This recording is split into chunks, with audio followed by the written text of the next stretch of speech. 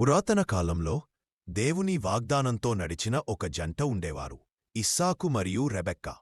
సాధారణ దంపతులు కాదు. వారి జీవితం దేవుని యోచనలకు కేంద్రమైంది. సంవత్సరాల తరబడి సంతానం కోసం వేచిచూసినవారు, చివరికి దేవుడు వారి ప్రార్థనలకు సమాధానమిచ్చి జంట పిల్లలను ఆశీర్వదించాడు. వారే ఏశావు మరియు యాకోబు. ఏశావు మొదట పుట్టాడు.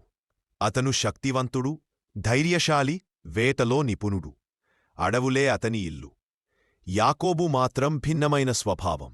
శాంతంగా ఉండేవాడు, ఆలోచనలతో జీవించే మనిషి. ఇంటివద్ద ఉండడం, పనులు చేయడం అతనికి ఇష్టం. అమ్మ రెబెక్కా యాకోబుని ఎంతో ప్రేమించింది. తండ్రి ఇసాకుని ఎక్కువగా ఇష్టపడ్డాడు. ఇలా ఇంట్లో ప్రేమలో అసమానత మొదలైంది. ఒకరోజు ఏశావు వేటకి వెళ్లి తీవ్రంగా అలసిపోయి ఇంటికి వచ్చాడు. అప్పటికే యాకోబు ఒక రుచికరమైన ఎర్రపప్పు కూర వండుతున్నాడు. ఆకలితో అలసటతో ఏశావు అన్నాడు, యాకోబు, ఆ పప్పు కొంచెం పెట్టు, నేను అలసిపోయాను. యాకోబు శాంతంగా కాని గట్టిగా అన్నాడు, నువ్వు నీ జన్మహక్కు నాకు ఇస్తేనే ఇస్తాను. క్షణిక ఆకలి ముందు ఏశావు ఆలోచించలేదు. తన మొదటి పుట్టినవాని హక్కును లెక్కచేయకుండా యాకోబుకి ఇచ్చేశాడు. ఆ ఒక్క నిర్ణయం వారి జీవితాల మధ్య పెద్ద దూరాన్ని సృష్టించింది. కాలక్రమేణా ఇస్సాకు వృద్ధుడయ్యాడు. అతని చూపు బలహీనమైంది. ఒకరోజు అతను ఏశావుని పిలిచి అన్నాడు, నాన్నకి ఇష్టమైన వంట చేసేయ్, నేను నిన్ను ఆశీర్వదిస్తాను. ఈ మాటలు రెబెక్కా విన్నది. ఆమె వెంటనే యాకోబుని దగ్గరకు వచ్చింది. త్వరగా విను, నీ అన్నకి ఇవ్వాల్సిన ఆశీర్వాదాన్ని నీవే పొందాలి. యాకోబు భయపడ్డాడు. అమ్మా, ఏశావు రోమాలతో ఉంటాడు, నన్ను గుర్తుపట్టితే శాపం వస్తుంది.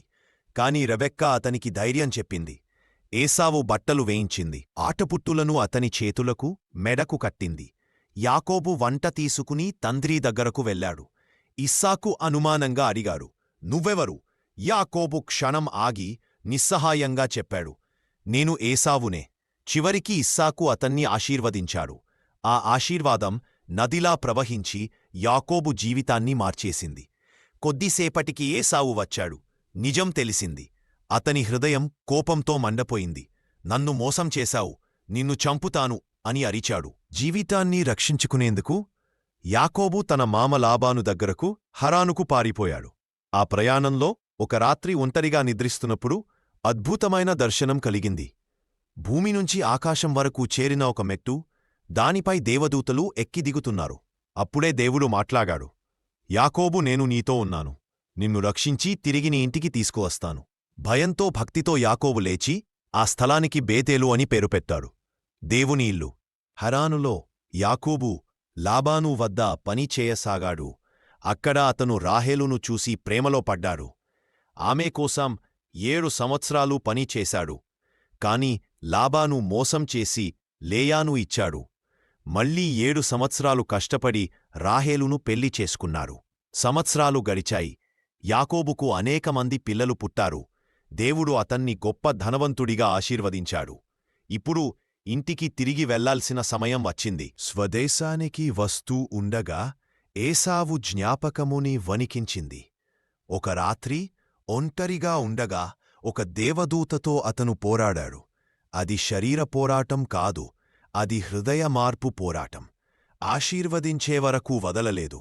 దేవుడు అన్నాడు, ఇక నీ పేరు యాకోబు కాదు, ఇశ్రాయేలు, దేవునితో పోరాడి గెలిచినవాడు. ఆ క్షణం నుంచి యాకోబు పూర్తిగా మారిపోయాడు. ముందుకు సాగిన యాకోబు ఏశావు పెద్ద సేనతో వస్తున్నాడని విన్నాడు.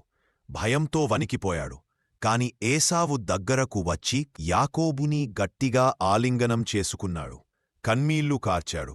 దేవుడు ఏశావు హృదయాన్ని మార్చాడు. ద్వేషం ప్రేమగా మారింది. అన్నదమ్ములు మళ్లీ కలిశారు. ఈ కథ మనకు నేర్పేది, దేవుడు మన లోపాల కంటే పెద్దవాడు. మన తప్పుల కంటే ఆయన కృప గొప్పది. మనము మారితే దేవుడు మన జీవితాన్ని మార్చుతాడు. దేవుడు ఇచ్చిన ఆశీర్వాదాన్ని ఎవరూ ఆపలేరు.